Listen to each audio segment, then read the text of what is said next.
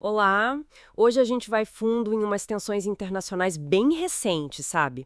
O foco são as declarações do presidente americano Donald Trump sobre o BRICS, sobre o Brasil e, claro, as respostas diretas do presidente Lula. A gente se baseou em notícias de vários veículos, Rádio Nacional, Gazeta do Povo, G1, BBC Brasil, tudo logo depois daquela cúpula do BRICS no Rio, agora em 7 de julho. A ideia é destrinchar os pontos principais dessa troca, né? Olhando só para o que foi noticiado mesmo. Bom, o estopim, pelo visto, foi um post do Trump numa rede social. Ele ameaçou, assim, com uma tarifa extra de 10% para qualquer país que se alinhasse às políticas anti-americanas do BRICS. Isso logo depois da reunião aqui. É. E a resposta do Lula, segundo as fontes, veio rápido e foi contundente. Ele disse que essa atitude era não muito responsável e séria, né? Criticou usar a internet para ameaçar países, teve aquela frase que marcou: nós não queremos imperador, nós somos países soberanos. Bem direta. Exato. E ele não parou aí, né? Falou da tal lei da reciprocidade. Basicamente, se os Estados Unidos taxam, outros países também podem taxar. Foi um pedido de respeito, né? Usou aquela expressão, cada país é dono do seu nariz. E até lembrou de outras situações, tipo as tarifas do aço. Disse que o Brasil preferiu conversar, não retaliar logo de cara. Pois é.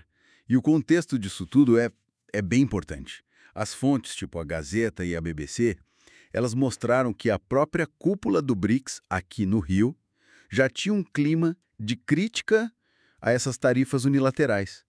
Diziam que não batia com as regras da OMC, sabe?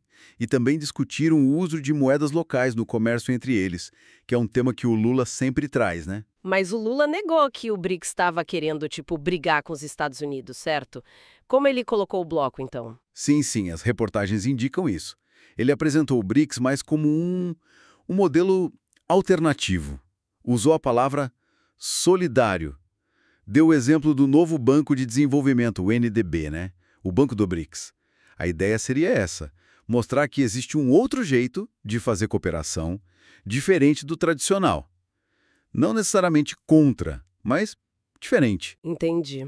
Só que a atenção não ficou só na economia, né? O Trump foi lá nas redes sociais também para defender o ex-presidente Jair Bolsonaro, falou que ele seria inocente, que o processo da tentativa de golpe era uma caça às bruxas. Exatamente. E a resposta do Lula, aí segundo G1 e BBC, seguiu uma linha parecida com a da questão das tarifas. No começo, parece que ele tentou não dar muita bola, mas depois foi firme.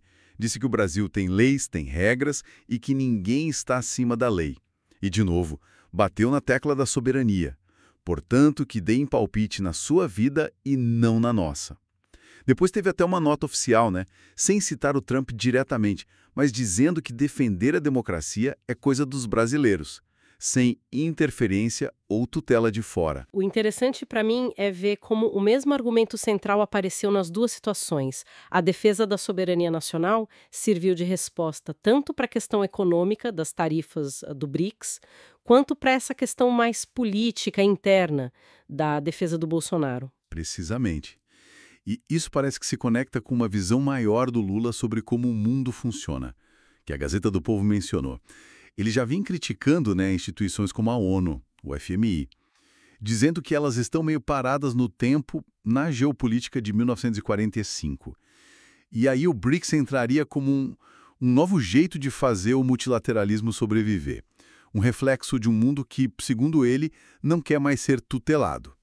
A soberania vira o fio condutor mesmo. Então, para a gente amarrar aqui, o que essas fontes mostram é uma reação bem forte do Brasil liderada pelo Lula, né?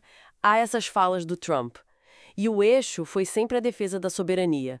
Tanto na questão comercial do BRICS quanto no assunto interno do Bolsonaro, fica claro um contraste, né? A abordagem do Trump pelas redes sociais e a visão do Lula de um multilateralismo diferente, com respeito mútuo.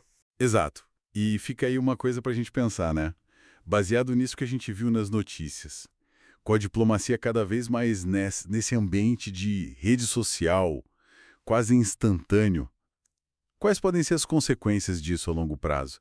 Para as relações internacionais, quando essa linha entre o que é comunicação oficial de Estado E o que parece um desabafo pessoal fica tão tênue e muitas vezes tão carregada, né? Fica a reflexão.